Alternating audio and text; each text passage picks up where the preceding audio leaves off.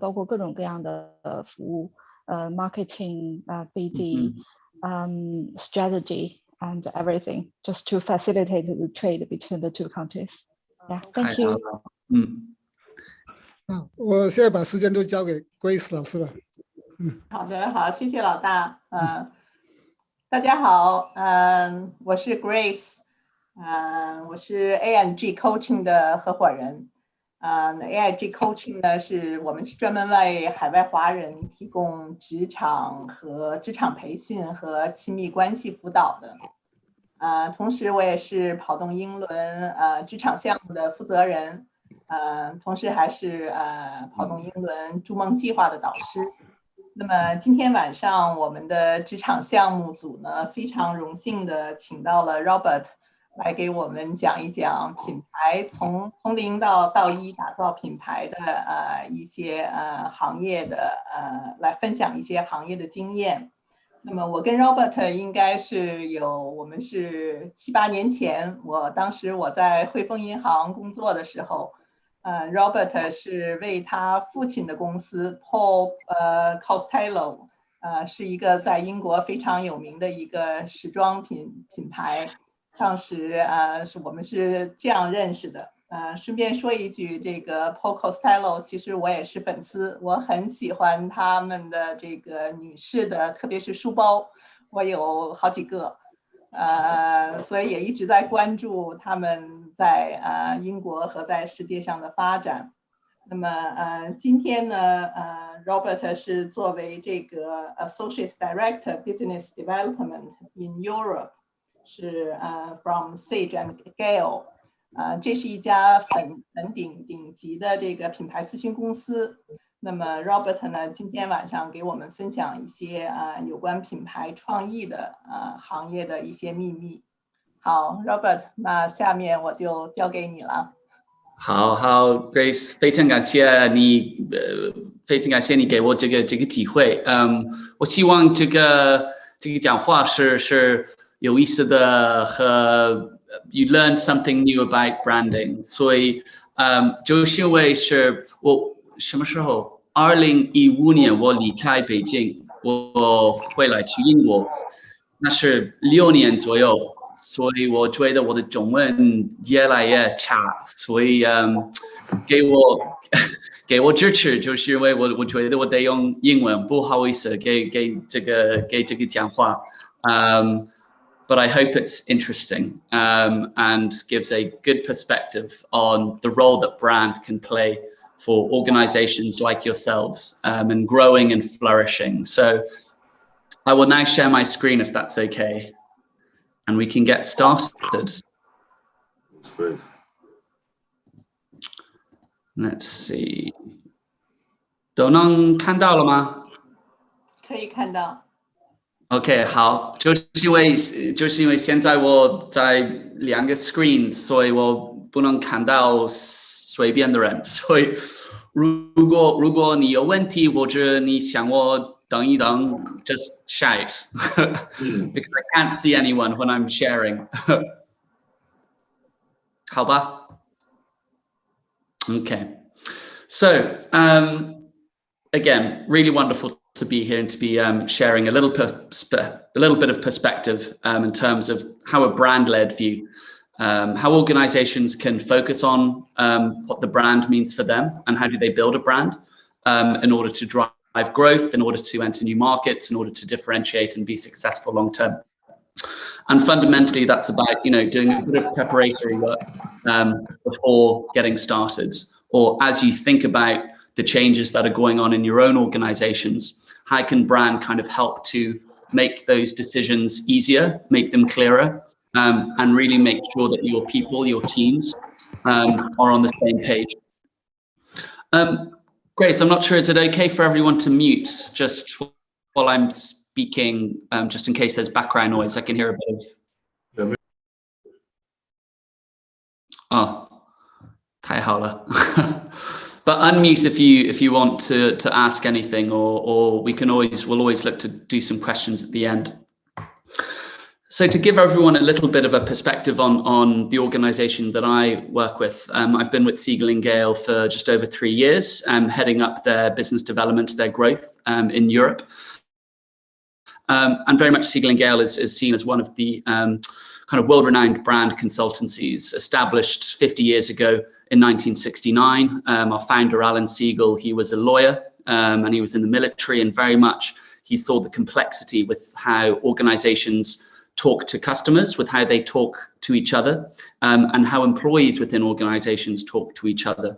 A lot of noise, a lot of confusion, and very much it was about removing that complexity and using simplicity as a philosophy to bring clarity to customers, to employees, to decision making. And very much simplicity has acted as the core philosophy of Siegel+Gale as our own brand for 50 years.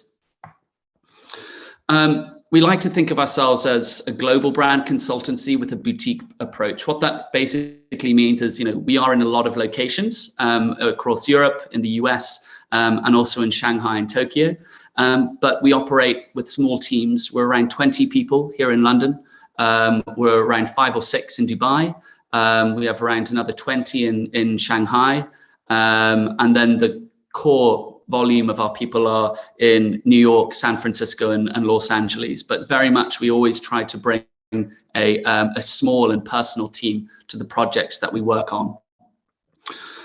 And very much that goes across the breadth of kind of key capabilities that organizations and big corporates come to us. That might be around research. Do they understand what is driving preference for their brand versus others? What do customers think about that organization? What do employees think? Research is incredibly important to convince CEOs and convince decision makers to win support for marketing strategies and invest in a brand. We also do things like naming. When you have a new product or a new organization, or you're spinning off an entity, naming can be a very powerful indicator of that change. And so we have a devoted naming team who support us with that. And beyond that, it's the whole experience, from strategy in terms of defining what your purpose is and what you stand for, what you mean to your employees, to design in terms of how your brand comes to life, how your organization presents itself externally and also internally. How do you get your employees along for the journey when you are looking to change your brand or looking to evolve your brand? So employee engagement, or what we call brand-led change, has become incredibly important to organizations to make sure that when they are developing a brand, it's not just about what the customer sees, but it's also about what the employee sees and hears as well. They're just as important. Brand communication and implementation, how does that brand go out to market across different touch points? Where should the brand be showing up and why? So everything from UX and UI, the whole framework of digital touch points, but also looking holistically at the brand. So very much end-to-end capabilities when clients come to us asking about their challenges and their ambitions. And we've done a lot of work across a lot of industries, some recognizable names here, working from developing the brand platform for Haier in Shanghai and working with XPeng as they drive growth in the automobile market. We named MasterCard all those years ago. Designed the MBA logo was the first bit of work that Siegel+Gale ever did, helping Fabergé to understand what their brand means for a new demographic of consumers, as the brand was thrown around in various ways by previous investors, etc. And we've done a number of big projects with Sainsbury's, from defining how they move from a grocery to becoming a lifestyle brand, and how do they bring in new sub-brands such as Sainsbury's Home and Sainsbury's to their clothing line, very much creating a portfolio that is consistent, that is clear, and that really helps to drive the business forward. So we bring a tremendous amount of experience across a lot of these branding challenges, but it's all based on this fundamental principle of a strong brand makes a strong business. Without a brand that is communicating and has been built in the right way, it can be very difficult to be commercially successful. And this is just examples of where we start to see what the benefit of building a brand can do, both internally in terms of that filter for decision making and motivating employees. By having a clear and consistent brand, it creates tremendous efficiencies in marketing. Suddenly you have teams that are no longer doing things in a million different ways, but all understand the same kind of voice, the same kind of language that they need to be using to communicate to customers. And that really allows ways to save on cost in terms of design and all the complexities of decision making. And it can really help to streamline those. And that's just on the internal side. While externally, it helps you to build differentiation in the marketplace versus your competition. It builds that loyalty and that advocacy from your customers, ensuring that they will always come to you and know what they're getting and will continue to be your ambassadors and advocate for your brand. But also, more importantly, and this is very pertinent right now, is the role of the brand in attracting new talent. There's a war going on in terms of where the best and brightest minds are going to, that many would say the big tech giants are winning. And so very much it's about building a brand that can engage that new talent. Where are the young graduates and the recent graduates? Which organizations are they looking to work for and why? And that's where things like brand purpose and what you stand for as an organization is becoming more and more important. But besides that, there is just kind of a fundamental measurement of brand translating into clear value for organizations. An organization called Brand Finance, they do a global study each year that looks at a number of financial and operational metrics to figure out kind of which are the strongest brands out there. And when they look at that performance of those organizations versus an industry or kind of global business benchmark like the S&P 500, these brands, this portfolio of brands, continue to perform far above the S&P 500 average. And so when it comes about making investment decision making, about making decisions on how to allocate capital, strong brands clearly perform better than the benchmark. And particularly when it comes to those investment decisions, Ernst & Young did a study a number of years back looking at the factors that are going from investors into the decision making of where they allocate their capital. And it's interesting that 40% of IPO investment decisions can now today be attributed to non-financial measures. And those are things like management credibility and experience, the corporate strategy, the brand strength, and also the CEO leadership style. And we'll be touching on the role of personal brand a little bit later in the talk. So there's a very clear financial, commercial impetus to focus on brand as the kind of core component for growth building, for being more commercially successful, and ensuring success for your organization, not just today, but long term. And that's where the most successful brands are able to thrive, because they have developed a brand that can survive long term. It's not about the first year or the next couple of years. It is taking a long term view in terms of what will we stand for and how will we continue to evolve and develop as an organization moving forward. But while I've talked, a little bit about the importance of brand and kind of the role that it can play, a lot of people kind of go, well, what is a brand? And it's a very appropriate question, because we look historically and there's been a number of different interpretations. And even when I talk to my family members and they ask me what I do and I say that I'm working for a brand consultancy, they kind of go, oh, is that this or that? And it's like, well, no. So there's clearly a bit of education that needs to be done on the roles that brand play, or ultimately what is a brand.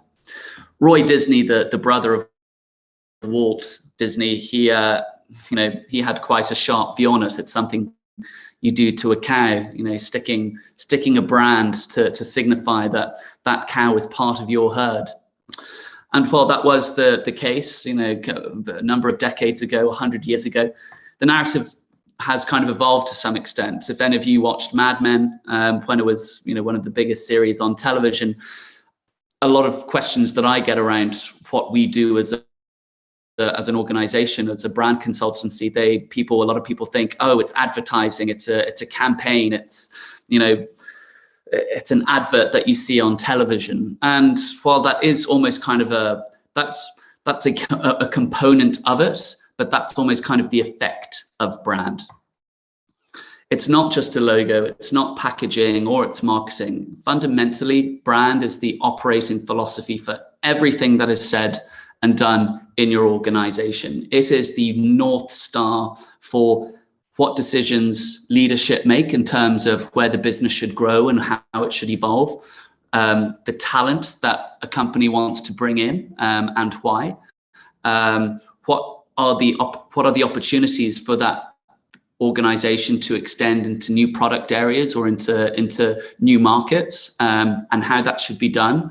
Brand is ultimately that underlying foundation that guides all of that, and therefore it is a fundamentally critical consideration for any decision maker, for any leader, for any CEO.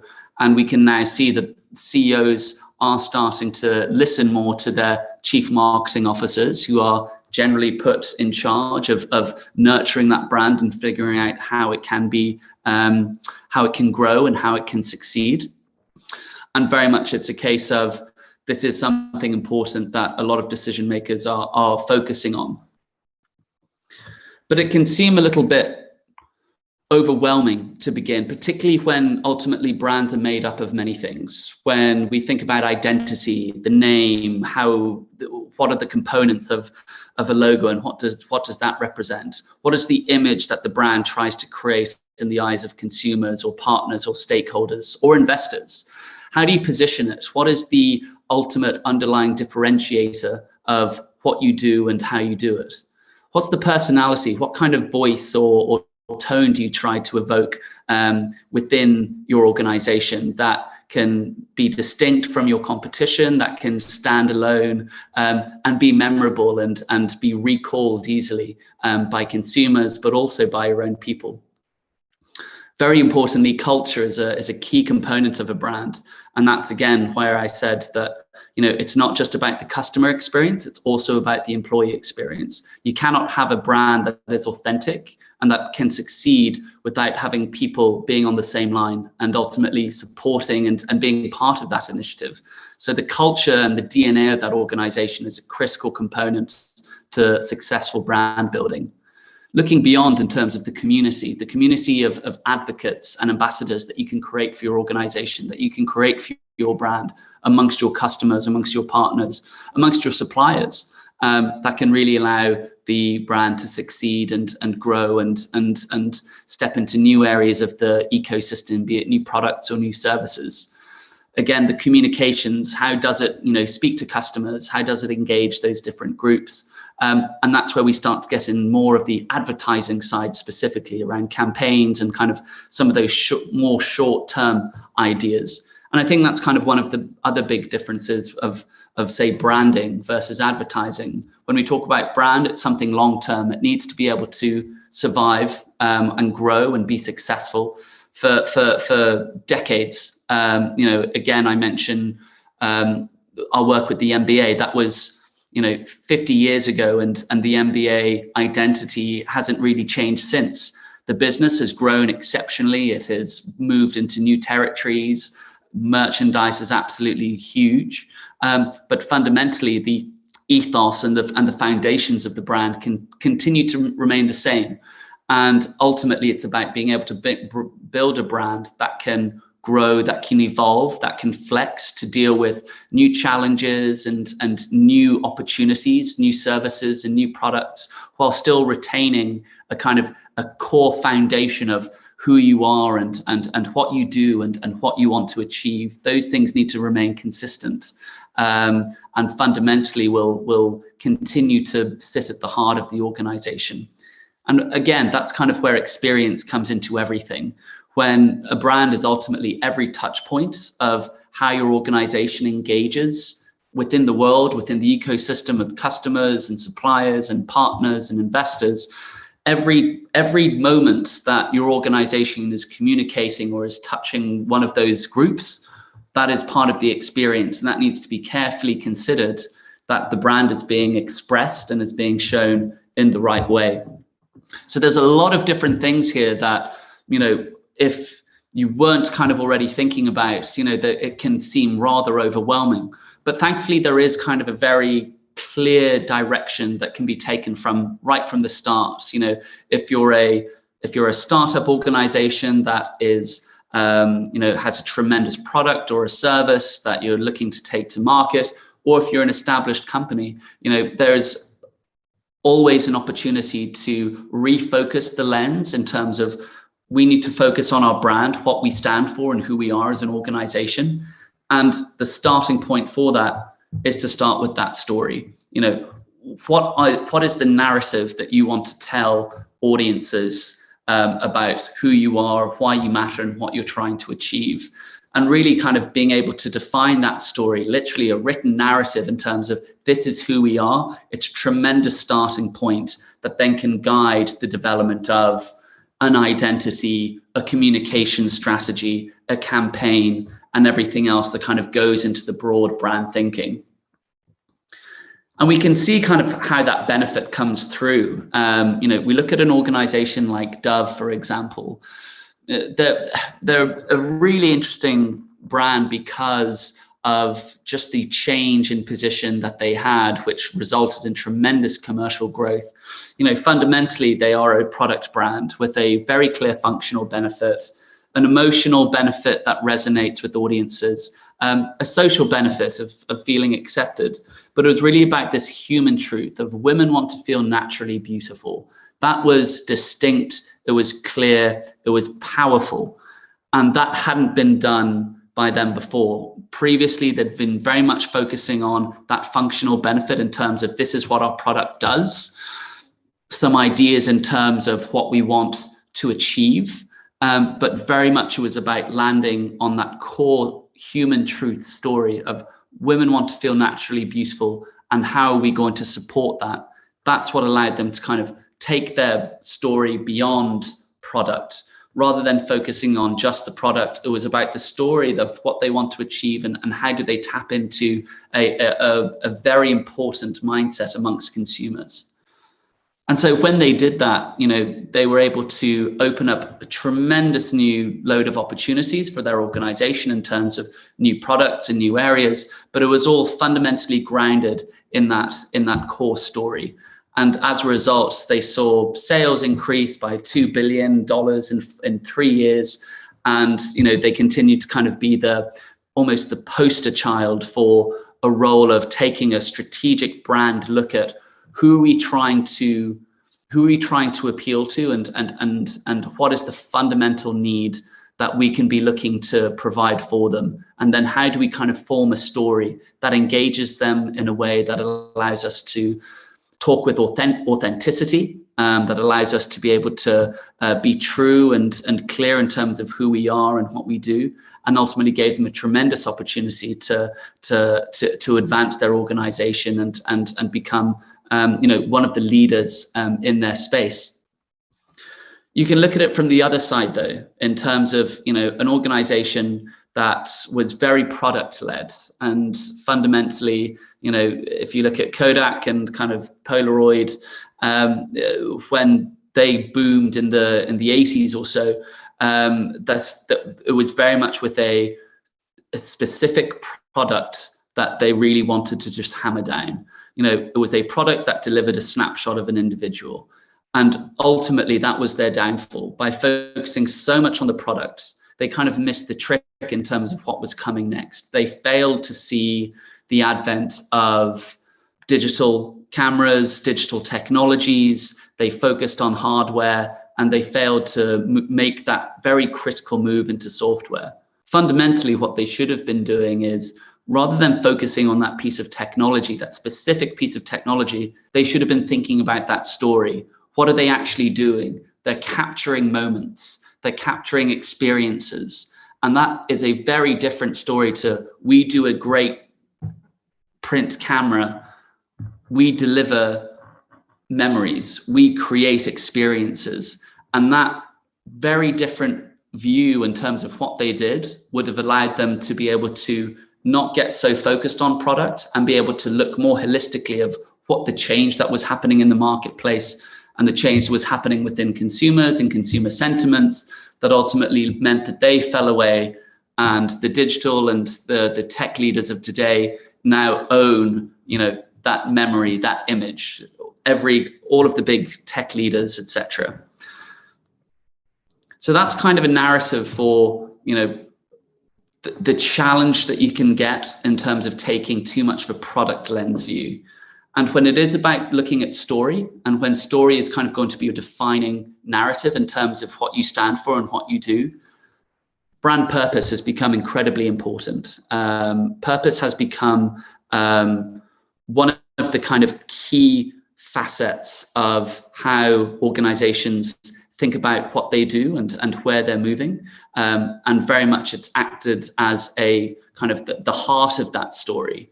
If your story is the narrative that you're telling to your investors, your customers, your employees, brand purpose is kind of what that story is built on. Ultimately, an organization without purpose, it's managing people and resources. It's a to B transaction whereby you put in X and you get out Y.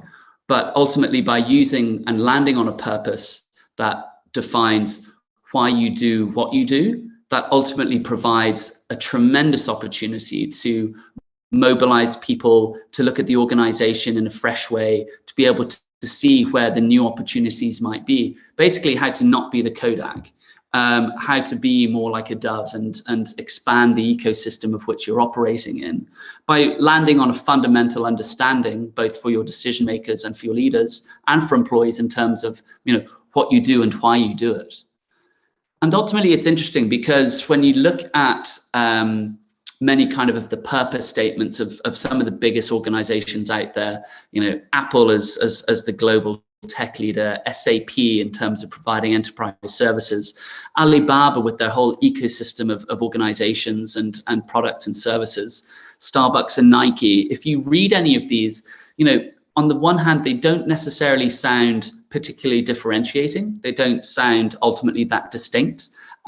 But that is the aim of a purpose statement. It doesn't need to be different from everyone else, but by landing on it, what you're aiming for, what you're trying to achieve.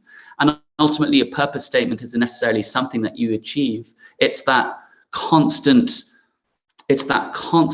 remit to innovate, to evolve, and to always be that guide in terms of why are we doing what we do. If it's like Apple, to empower creative exploration, or Alibaba, I love the fundamental simplicity of it, to make it easy to do business anywhere. That's ultimately something that they can't achieve because it'll continue to evolve and they'll continue to change in terms of how they make business easy anywhere. But ultimately, it is that fundamental philosophy that sits at the heart of the organization. It drives people, it inspires and helps to bring individuals within an organization together, and really acts as the starting point for whatever stage of an organization that you're working within. How do you then how can you land on why we do what we do, and how are we going to realize that, or how do we start to bring that to life? And it's something fundamentally that organizations and stakeholders and shareholders specifically are really looking out for a lot more. They want to see that the organization has a sense of purpose beyond just profit. It's become a key driver. One of the areas that I work with a lot at Siegel+Gale is the energy sector. And very much you can see the pressure that shareholders are having, both on big players within the ecosystem like Shell or ExxonMobil, in order to be more purpose-led beyond just a dividend that's sent out every quarter, but a need to be able to show this organization is having an impact on society, on communities, and is being beneficial. It provides a sense of greater good for the organization. And that's also become really important for winning over top talent. We did a study a year and a half or so ago looking at what are the traits or what are the thinkings of young talent, 20 to 25-year-olds that are maybe just finishing university or coming out of university or perhaps are in their first job? What are the perceptions that they have of certain sectors like energy or financial services? And how are they thinking of, why would I want to work for an organization like that? When my perception of financial services is greed and money making, I'm going to be looking for an organization that speaks to a higher purpose. And so that's where one of the fundamental challenges is for a number of industries to be more purpose-led, to be able to show that they're not just about profitability, but that they are delivering benefits to stakeholders, benefit to society, benefit to the planet. And that's ultimately where sustainability has become a critical factor in terms of change within brands and organizations for how they think about the work that they're doing. And very much purpose provides that engine in order to do so. If you can define your brand purpose and what your organization, why it does what it does, well, then there's a tremendous opportunity to then bring your people along, to bring in new talent, to innovate, to be in a position to embrace those new opportunities as industries change and new opportunities appear. With a clear purpose on why you're doing that, that can be a very good starting point. And something like purpose can sound a little bit loose or a little bit airy, but fundamentally it's a relatively straightforward thing to define. It has three qualities. It's big, it's simple, it's true. Big in the way of being inspirational, aspirational. It's not necessarily something that you can achieve, but it's that aspiration that you strive to work towards, and will continue to be that inspiration for how you look at what you should be doing next, where your organization should be moving. It needs to be simple. It needs to be crystal clear for not just you to be able to understand and embrace, but also for everyone else. You want to get everyone else working with you on developing that purpose and realizing it both in their work and in their own lives. And that will ultimately go out into the external environment, to your customers, to your partners, to your stakeholders and investors who are also wanting to see, a simple and powerful purpose behind the organization. And it needs to be true. One of the fundamental elements of brand is that it needs to be authentic. It cannot be a case of we say this to our customers, but we're actually doing something quite different internally. I always get recalled of a friend of mine who interviewed at Airbnb a few years ago. And Airbnb tries to present very much a window of simplicity in terms of the system that they've built. And they've built a really powerful external brand amongst audiences. His experience, though, of interviewing them was hugely complex. There was tremendous confusion. And so there was a real disconnect with how the brand talks about itself externally, but ultimately how it's set up internally. In order for authenticity to be real and tangible, it needs to be inside and out. It cannot just be external, it needs to be inside. And that's where we as consumers have become a lot more, I think we've become a lot more pertinent at picking up when a brand is being inauthentic. We get a sense of it just from the communications or from what we've heard about it in the news. So when we see an organization talking about, we're the cleanest energy provider, for example, we well know that may not necessarily be the case, and it causes a loss in trust. It makes us question what that organization is saying and what it's trying to provide to me. And so therefore it needs to be authentic. And so anything that your organization does is, particularly if it's landing on a purpose and why you do what you do, it needs to be authentic. It needs to make sure that it's all kinds of initiatives within the organization are being developed to make that purpose real and tangible. And fundamentally at the heart of purpose is kind of these three elements in terms of how you go about finding it. That core strength. What do you do better than anyone else? What is your differentiator, your unique selling point? That commercial engine. How do you make money? How do you commercialize your business? And what are the fundamentals there? but also that moral imperative on what are the ideals that motivate and inspire you. And it's the bringing together of those three things that get distilled down into that purpose. And so an exercise to actually focus on those three different elements can help to bring all of that together and land on something that is hugely powerful, that is inspiring, that is authentic, and that ultimately is simple. It's clear and it's crystal clear in terms of why you do what you do.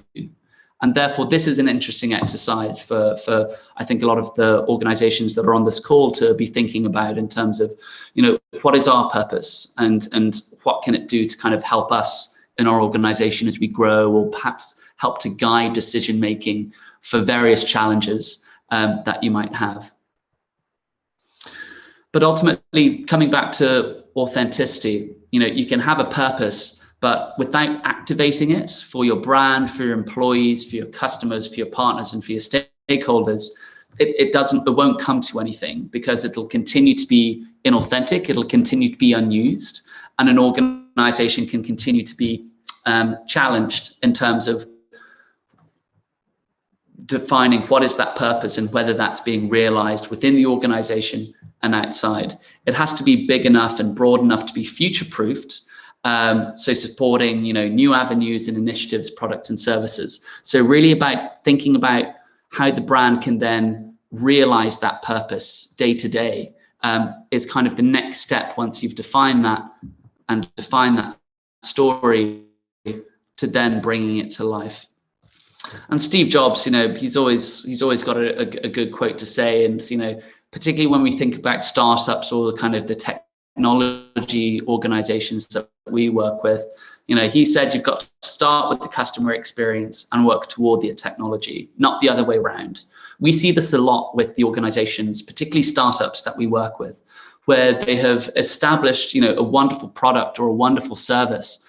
And then when they get to market or when they're about to launch, they suddenly realize that they don't actually really know how they're supposed to talk about themselves. They don't know, they can talk about the functional benefits of their product versus others, but they struggle to provide that inspirational narrative on, this is what we're hoping to, do in the world that can really help to excite and galvanize new talent, that can help them to innovate in the future, and that can really help to kind of build that loyalty and that engagement with the customers that they're wanting to win. And we see this challenge time and time again, that brand becomes it doesn't become a thought, because the sole focus has been on, we need to get this technology to market as soon as possible.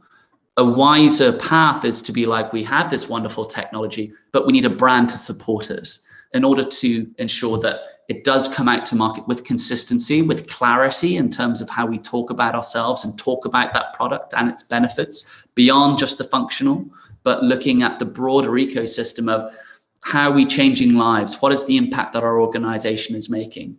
And fundamentally thinking about it from the inside, what do we want to achieve as people, as individuals, and how is our organization helping me to achieve my dreams or achieve my ambitions? And so again, that means it's coming down to the experience in terms of those proof points of what you stand for. And if a brand is every opportunity or every interaction that an individual has with your organization, well, then experience kind of is very much at the center of that. It's the opportunity to deliver on that kind of core foundation of your purpose and who you are as an organization. And it's important to kind of keep in mind that there's a lot of different stakeholders here: your employees, your potential future talent, your customers that are changing on a daily basis, the industry more widely. How can your organization become a thought leader in terms of the opportunities that you're framing in terms of, this is our position on this next advancement, and what is the rest of the industry looking at you and saying? And of course, with investors, every startup and most organizations at some point, they want to get to an initial public offering or to some kind of equity sale, list on a stock exchange, and ensuring that you have a brand that is clear and consistent and is simple to understand provides a tremendous benefit in order to win over those stakeholders and win over that investment. And I suppose kind of in a way, when we think about these different constituents and these different stakeholders of these different groups, the personal brand is something that kind of we do have to look at. I think that personal branding is an interesting area because fundamentally a brand should not be beholden to an individual personality. There are the individuals, the Elon Musks who can smoke marijuana on a radio chat show, the Jeff Bezoses that can march around and feel like a bit of an authoritarian figure, or any of the kind of the giants, the giant CEO players, be it Jack Ma or otherwise. There are those personalities, but they're quite few. And ultimately, from a brand perspective, when we want to be thinking about this organization and how it can be successful, not just in 5 years time or in 10 years time, but 20, 30, 40 years, in many cases, CEOs come and go. And that means that the brand needs to be able to remain consistent, remain compelling beyond just a CEO personality who might be very good in the short term, but ultimately that organization needs to be able to thrive and grow beyond that individual. That individual might have left the organization, and there are examples where companies have fallen down because they have tied the organization so closely to that personality that beyond the personality, there's nothing really there within the business. And that can be a very dangerous position for any organization to find itself. If it's overly dependent on that personality in terms of driving engagement, awareness, well, then that can be hugely beneficial in the short term. But when a brand is supposed to live and evolve and grow over years and decades, well, then it cannot be tied down to a single personality. And therefore, I would always be wary of, looking too much at the personality of the leader for what that tells you about the organization, because ultimately there should be alignment. But if that is a very distinct personality to what the brand has been built on, well, then that can cause tremendous amounts of problems. And that's where we see many rich heritage brands lose their sense of purpose or lose their sense of direction as they get thrown from place to place, from various CEO to various CEO, having their own vision for what it should be and not really respecting the fundamentals of this is what this organization was built on, this is its foundation, and that's what needs to be nurtured and protected. So really, I realize that kind of we're running out of time and would love to kind of jump into some questions, but, I guess kind of if there's some key things to think about to take away from when it comes to, looking at your own brand or looking at, challenges or opportunities within the organizations that you're all working with. Brand starts with the story. That is the narrative that you can be bringing to your employees, to your customers, to your partners, and that really helps to distill, what you're doing and what you're hoping to achieve. And kind of within the heart of that, defining what that purpose is. What do you stand for and why do you do what you do? But ultimately, it's not just about kind of what your organization does. There needs to be a sense of shared meaning that, the talent and the people that you're bringing into your organization, does that organizational purpose merge with their own personal purpose? And that's where the great meeting can be created to innovate and really supercharge an organization. You have to walk the talk. It needs to be authentic. It needs to be credible, because consumers will pick up on it in no time.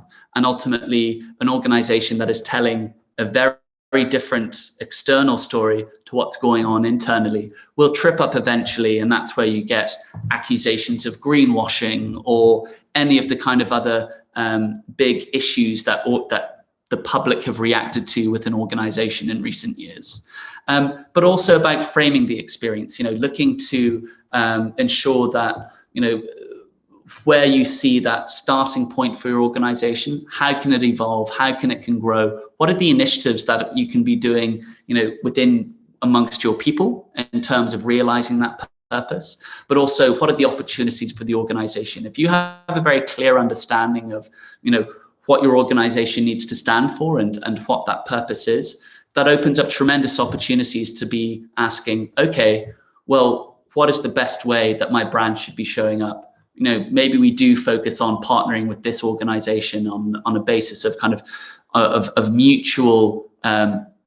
mutual inspiration in terms of what we want to achieve, but maybe not with these, you know, these guys. There's a tremendous number of questions and decisions that a leader or a decision maker needs to make in terms of what is beneficial to my organization, what is beneficial to my brand, and what's not. And ultimately that can guide, you know, how the brand communicates, how it develops initiatives internally, you know, around employee engagement or otherwise, and also where the brand should show up when it comes to, you know, be it community initiatives on terms of, you know, charitable work and philanthropy. So there's a tremendous number of decisions to be made. But if you start with kind of that clear and compelling story, it's, I guess, kind of one thing that I've learned is that once you land on that clear story, a lot of the other stuff can just start to fall into place, or it starts to really give you a sense of, now that we have this story and we understand what we're really doing, we can now go out into, you know, the marketplace and see what are the initiatives or opportunities that can help to further build that story, and that really help us to be successful and grow in the long term. So, I mean, look, we've got a few minutes left, but would always welcome an opportunity to take questions and to dive into this in a little more detail. It's a fascinating world when it comes to brands, but ultimately it's trying to make it as simple and as clear as possible in terms of what the starting point is and ultimately where it can then go in the future. So I think on that basis, I will stop sharing. Stop share. And if there's any questions, happy to take them. I know that everyone's on mute, so you're welcome to unmute and 我们能好好聊天。好，谢谢 Robert。下面大家有问题可以举手问。第一个是周小倩，小倩有2个问题，开始问吧。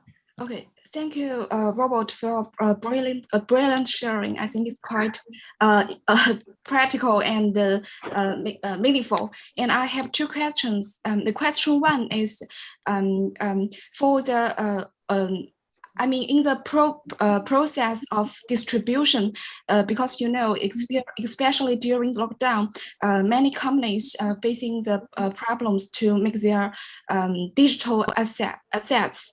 And they have loads and loads of digital assets about their brand. So, so how to manage and organize this digital asset in this progress? Would you persuade the stakeholders to use some service as a soft as a service platform to organize their large amount of the images? Well, I think what you're saying is, you know, if an organization has lots of different products and services that are all doing maybe different things, you know, how do you kind of bring them together and how you can maybe organize them? Was that kind of your question? Yes. And how to distribute them efficiently? Sure. Well, I mean, an exercise that we've done a lot of, and we did it with SAP a number of years ago, which is called brand architecture, which is ultimately an exercise to figure out what those individual units should be doing in your organization. And ultimately, the biggest question is, are all of those different units or products or services, do they all kind of funnel up to the core brand, which is kind of sitting above all of it? You know, we see very complex portfolios of organizations with lots of different products and business units that are all doing different things, and they're all speaking in different ways, and they are very siloed, and none of them communicate with each other. And that's where you get tremendous expense, particularly for marketing teams, to try and talk about this product, but not this product. They don't know about this product, and it can become hugely expensive very quickly. And so an exercise to figure out, okay, how can we better package up a number of these, or which brands or kind of sub products should we, possibly get rid of, or that we should keep, and should we be investing in them? How can we basically better orchestrate the communications to make them not as divisive and not as split? And so an exercise in brand architecture allows you to just kind of see what all those different units are doing. And when you have that broad view, you can then start to go, okay, we have a number of businesses or a number of different services that are doing this, this, and this, but maybe we don't need all of those. Maybe we can just do it with one, or possibly we have one that's performing very well, and we have two that, we probably should get rid of. When you map out that ecosystem, it gives you a very good sense of what's working and what's not. And that can ultimately allow you to streamline the portfolio, to kind of just reduce the number of pieces that are in there. Or if you are keeping to all of those pieces, giving them a very clear view on what are they, what are they doing that another of the units isn't doing. And I think with that kind of sense of clarity, you can start to really figure out, how should we take this one to market? But then again, kind of, if it is a lot of different units that are with different entities and everything else, it can become very complex to try and unite everything together, particularly if there's lots of different stakeholders.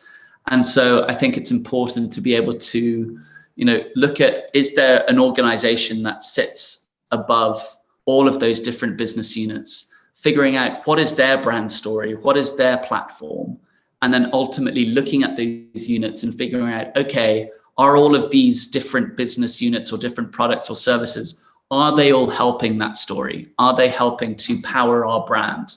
Or are they just disparate units that perhaps aren't helping our brand at all? So I think it is, in this case, I think it's taking a hard look of what are the products and services that are actually helping the brand and helping the organization, and those which are perhaps have perhaps become redundant and maybe consider being, removed from the portfolio or sold or spin off. So there's a number of different ways to look at it. But again, I guess the brand story is kind of a very powerful starting point to figure out what all of those units should be doing. I hope that kind of gives some perspective. Yes, I mean, all the images, all the media, digital asset should have a strong connection with the story of the companies.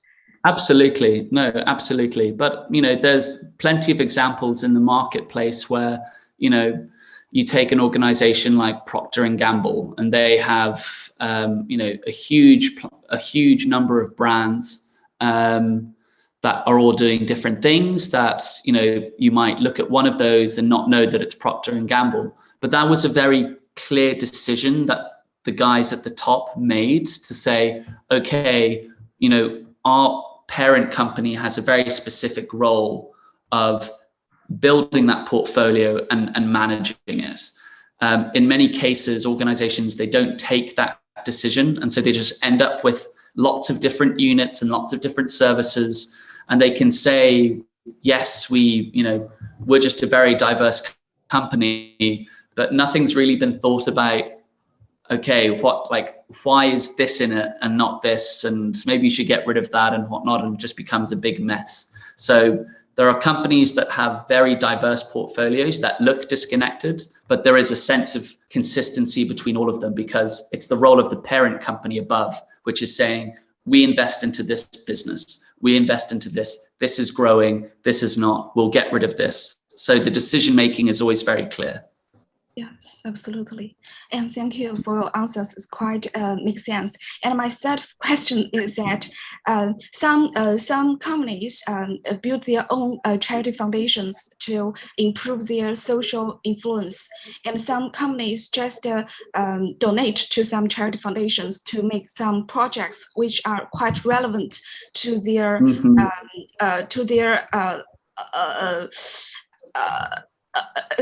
relevant projects to improve Yeah. So, so from your perspective, do you think it's essential to do these kinds of things to improve their brand, as comparing the advertisements? I think it's a good question, and currently a couple of companies, big UK companies that I'm speaking with, they are asking themselves this exact question. They're asking, why are we doing, say, this charitable work? And in many cases, the decision before has been, we just need to do it. We just need to have people have a positive opinion of our organization. They haven't actually gone through the thinking of, okay, what is our story? What is our purpose? Yeah. And that can then guide what the organization should be doing when it comes to any kind of charitable or external work that they do. Currently, it is just I think a lot of organizations are just doing it because they think that there is a positive impact that they can have for their organization in terms of reputation. But it's superficial in many cases, and they kind of just feel that they have to do it rather than why are we doing it and where should we do it?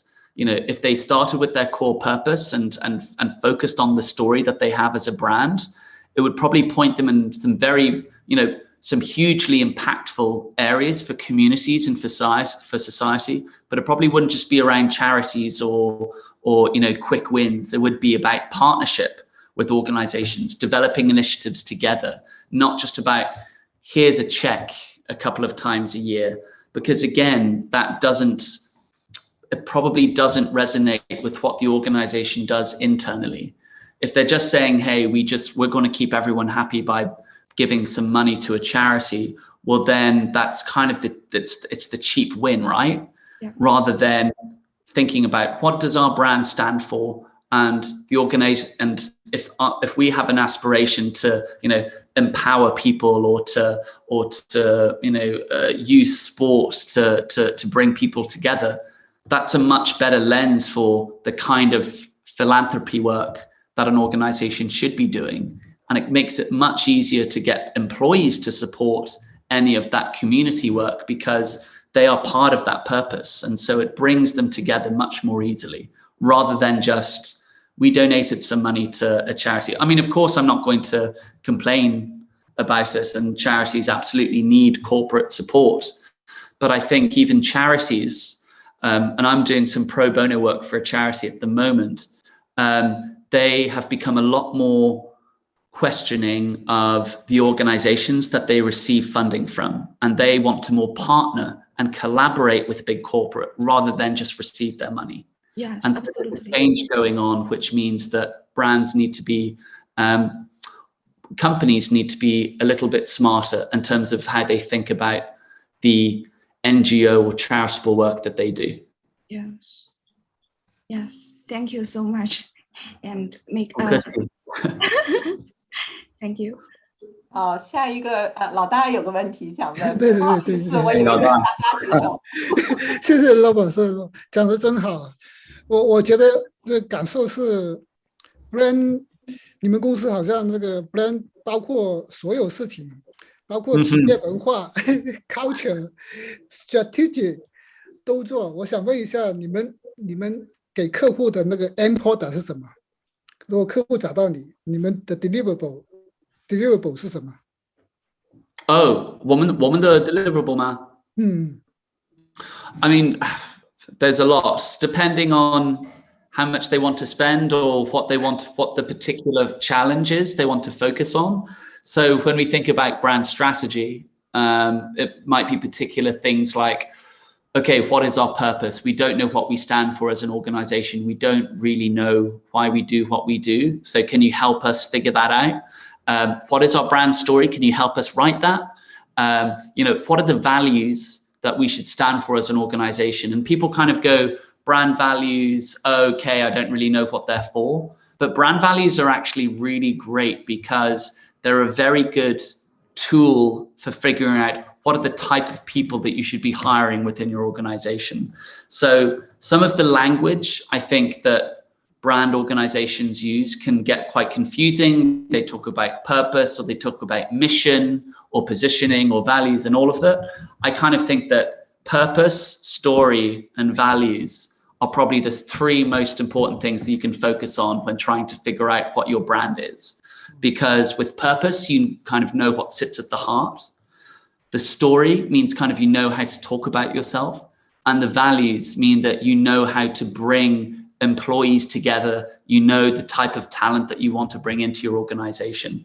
And so these will be kind of fundamental things that we will deliver for the clients just in terms of a brand strategy, what we'd call a brand platform, that foundation for how the organization communicates, how it talks to everyone, how it talks to employees, how it gets experienced, the website, the whole digital ecosystem.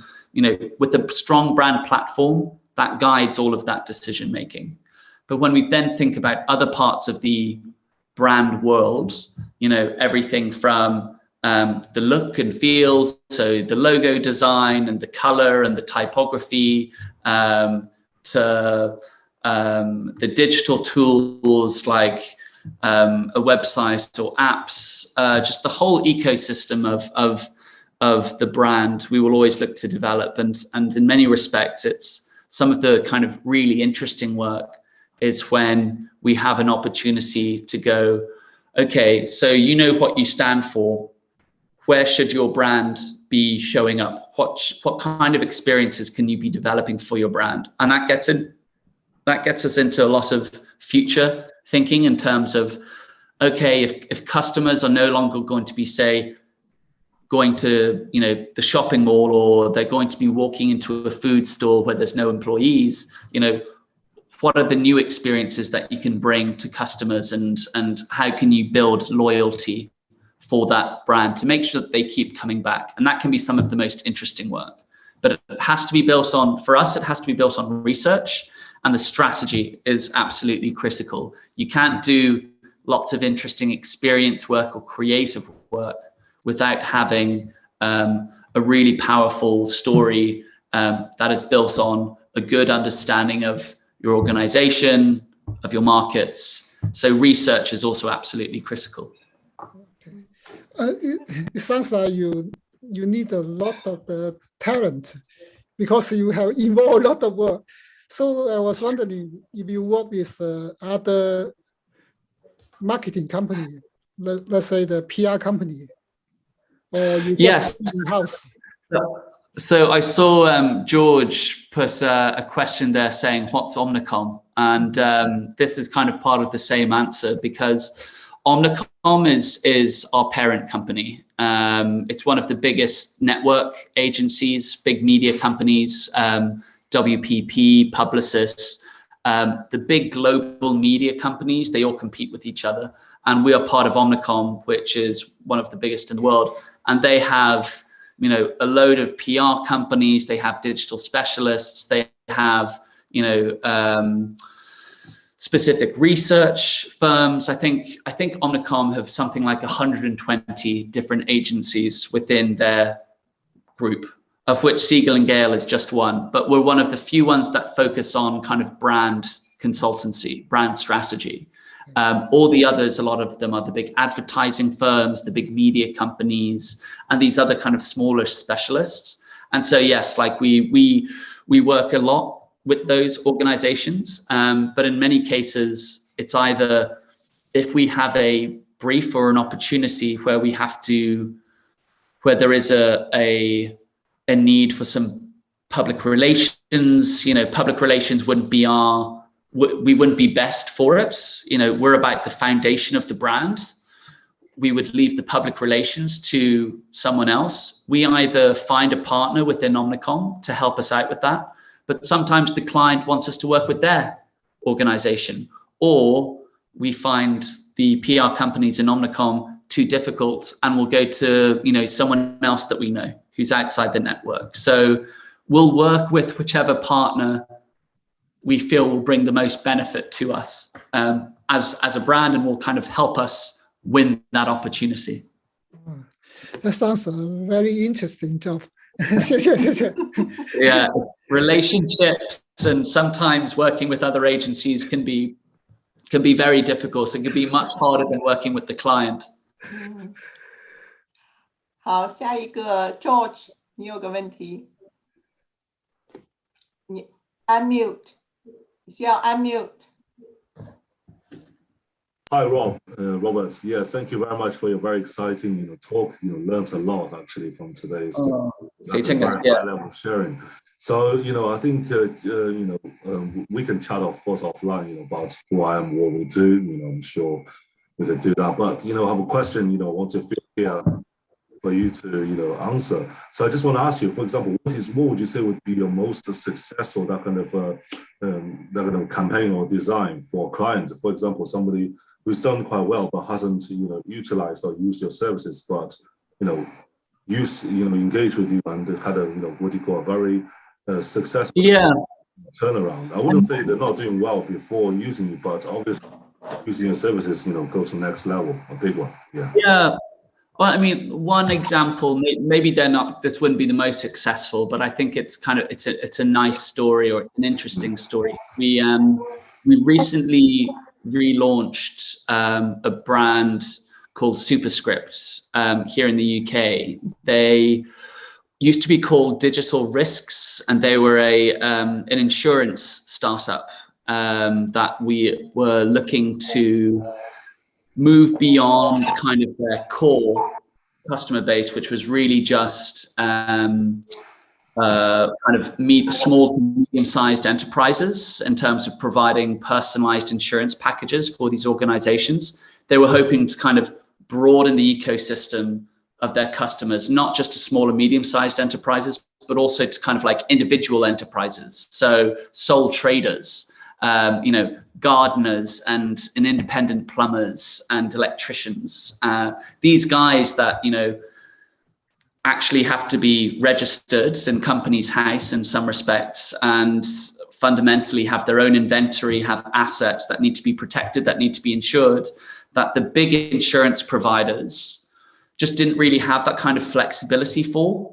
And so Digital Risks at the time had, a really cool business proposition. They were growing really fast. They had a tremendous technology that was creating personalized insurance policies and products for the individual. So we talk about personalization kind of being the big trend in consumers, in technology, etc. In healthcare and medicine. It's all about how will we personalize medicine to improve patient care. And they were doing it with insurance in terms of offering bespoke products and services for these individuals and for these small companies that they wanted to become a partner for.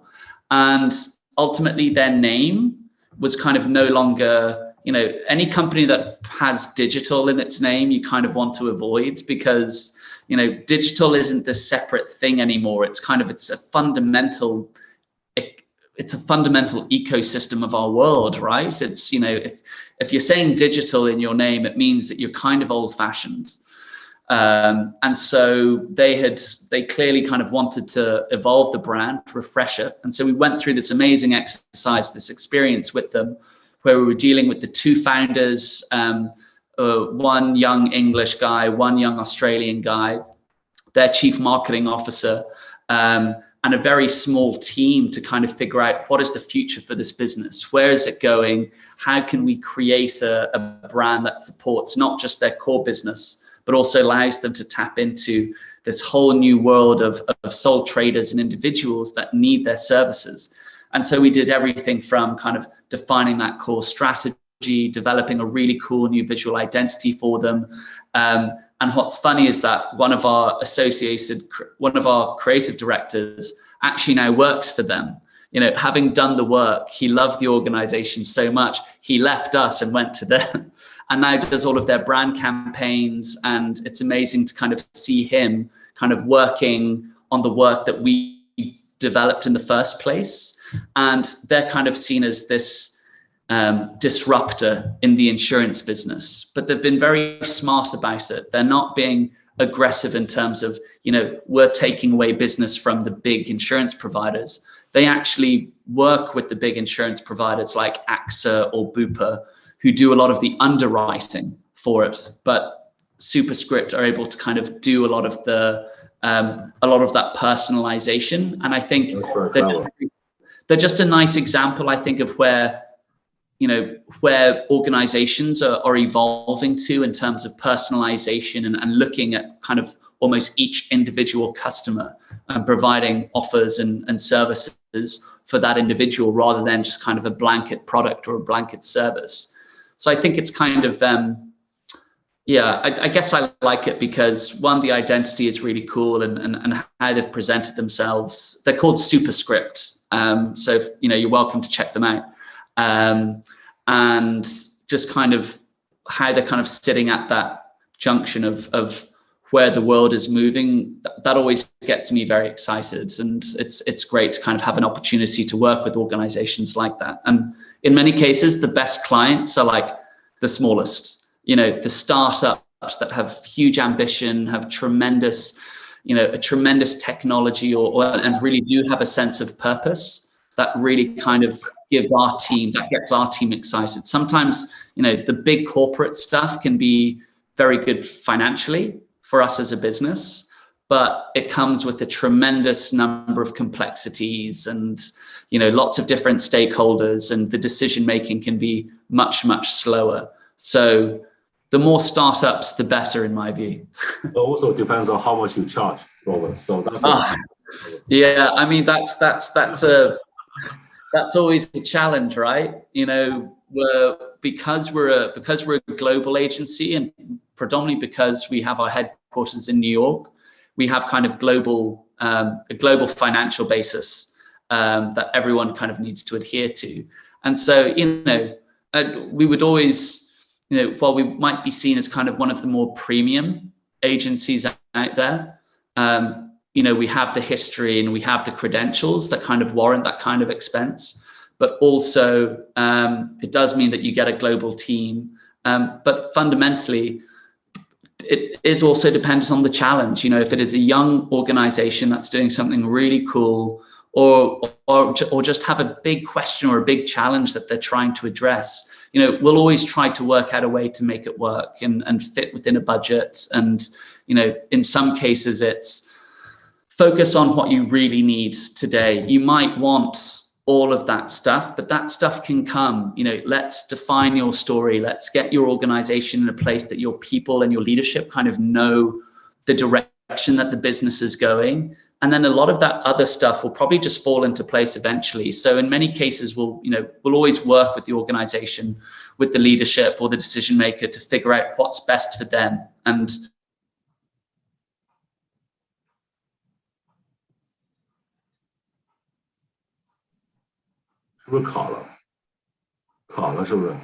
maybe you can do it in a smarter way. And so we'll always try to look for ways to make it easy and digestible, and make it simple. Okay, thank you very much, Robert. Thank you for your introduction. Well, thank you for your insights. Yes. Thank you. Thank you for listening. 好，下一位是一恒。Hi, Robert. Hi, Jihan here. First of all, I apologize. I can't turn on my video because I'm still in the office.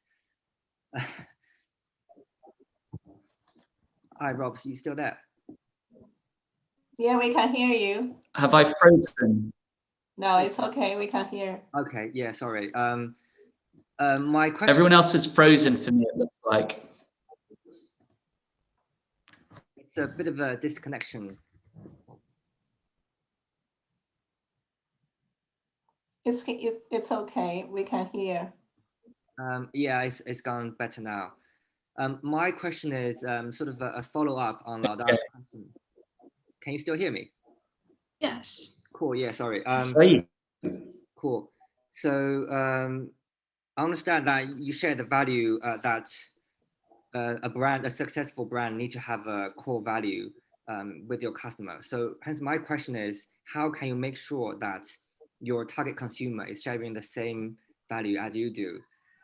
Reason I'm asking that is because we're trying to launch a D2C brand, but we are at a very early stage, and we have lots of brilliant ideas, but every time we come up with an idea, we just don't know whether the consumer think that's going to be a brilliant idea too.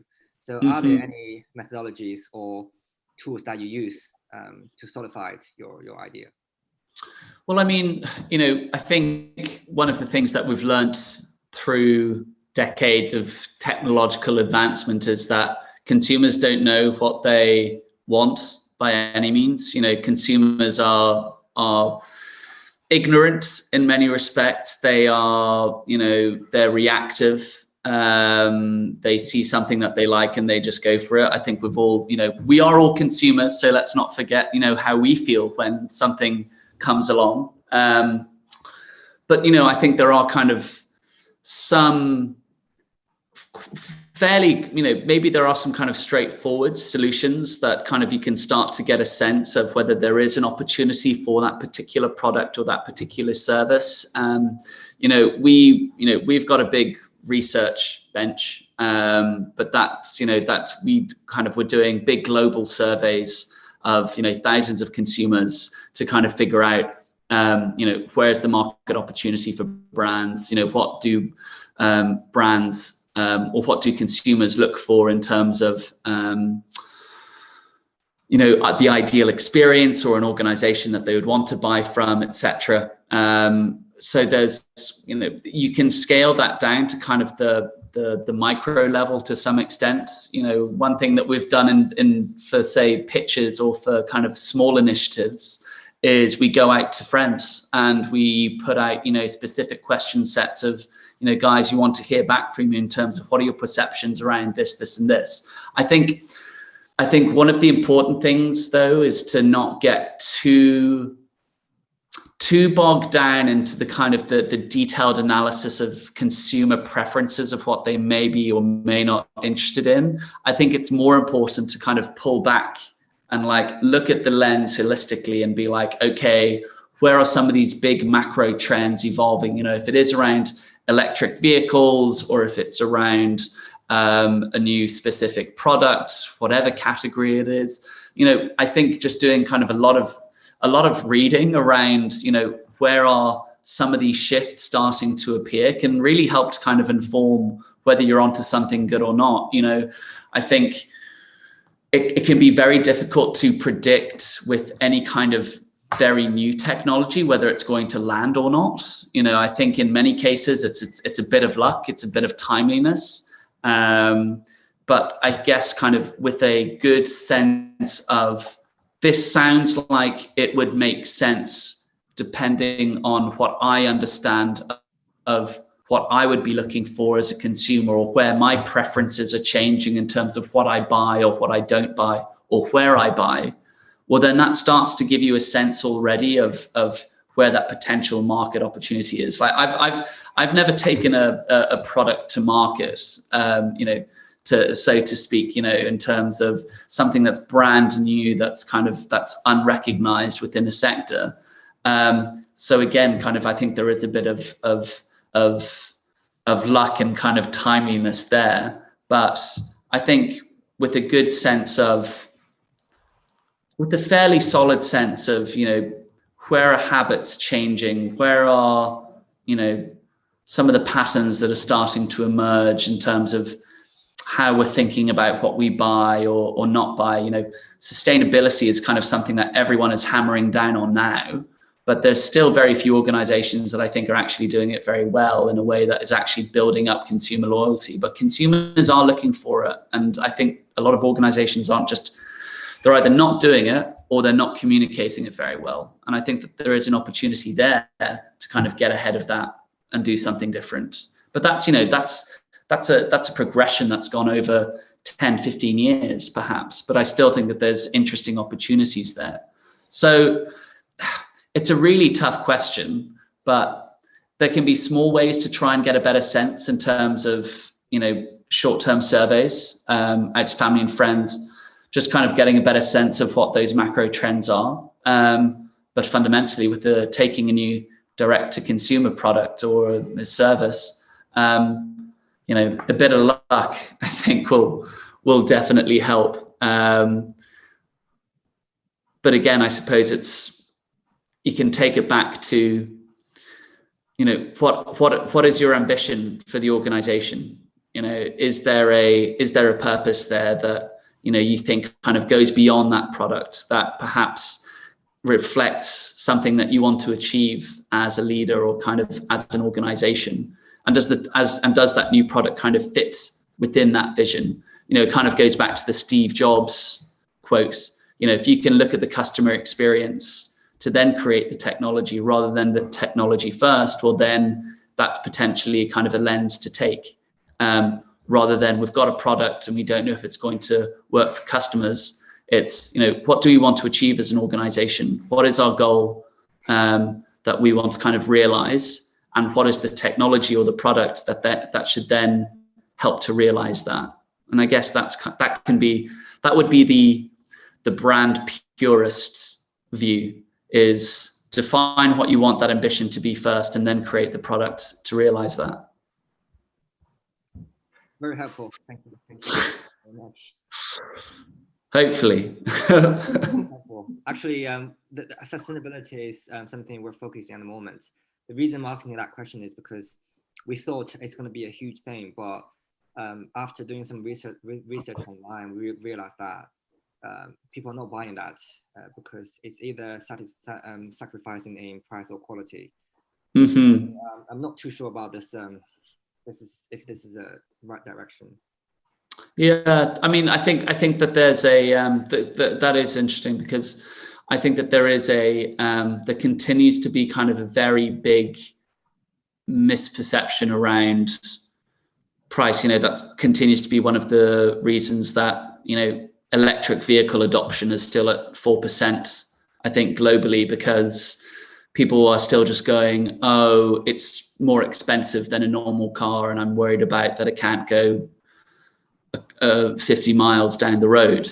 And there continues to be kind of an education and kind of communications challenge for like how these organizations are saying like, no, it's like, one, it's much cheaper, but you get into all kinds of issues of, vested interests in the traditional fuel sector or amongst fossil fuels that are going to continue to kind of push for their own agendas and say, no, the technology is not working, forget about it, stick with fossil fuels. But that's a whole separate discussion. But again, kind of, if it is about framing that ambition in terms of what you want to achieve as an organization, well, then I think that can be a really helpful lens in terms of, one, what should we be developing for products or services moving forward? But also, two, how do we talk about it in a really compelling way that can engage those audiences? Yeah, makes sense. Thank you, Robert. Hopefully one day we'll be using your service. always happy to chat kind of on any of this anyway, and even kind of get one of our specialists to kind of come in and talk about some of their own perspectives on some of these things. We can always happy to do something like that, so no problems at all. Absolutely, thank you. 好，那应该是刚才是最后一个问题了，应该没有问题了。好，谢谢 Robert 给我们今天晚上带来非常精彩的内容。非常感谢，我希望就是有意思的。I hope everyone learned something, or perhaps maybe got a different perspective on something. So thank you so much for the time and the opportunity. 非常有收获。大家都开一下摄像头吧，那个就你对，谢谢一下 Robert。好，我希望我们有机会见面。COVID 都结束了，好的。I'll see you soon. OK，谢谢，拜拜。